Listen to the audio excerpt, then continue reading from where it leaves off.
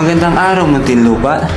Mula sa St. Peregrine Latiossi Parish, hatid namin ang mga balitang napapanahon, makabuluhan at mahalagang malaman ng bawat mamamayan.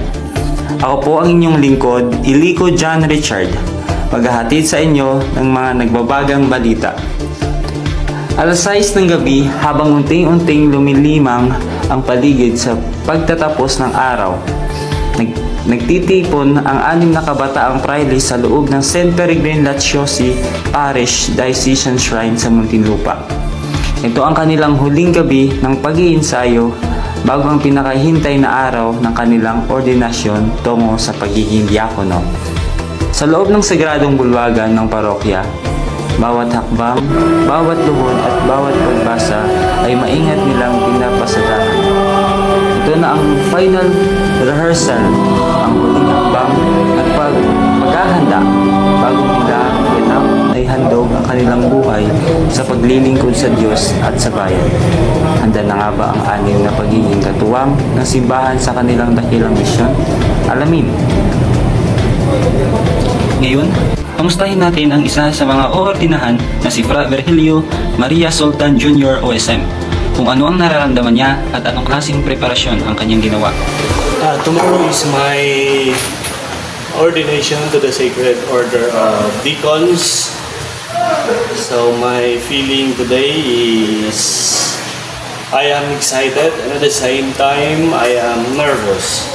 So I am excited because I am waiting for this day, for a very long journey of my life in the seminary. At the same time, I pray this and I ask this to God that this day will be given to me. So I am excited because for a very long years I will be ordained tomorrow. At the same time, I am nervous because I have so many things to learn more on how to live this ministry that God will, if God will give this not just a service but at the same time a life that I have to live. And the preparations, of course, so it is necessary for me to, as the vicar said, that I have to remain in silence at the same time, a situation of being prayerful. So I have to, in my heart, I have to keep. Dito sa St. Peregrine Latiossi Parish and Diocesan Shrine, natapos ang huling practice ng may kapayapaan at pananampalataya.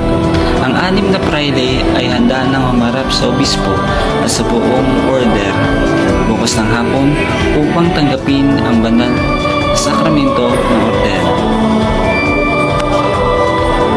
Sama-sama natin saksihan ang kanilang banal na paglalakbay. Ito ang inyong tagapagbalita, Ilico John Richard mula sa Marianum College. Magandang umaga sa inyong lahat.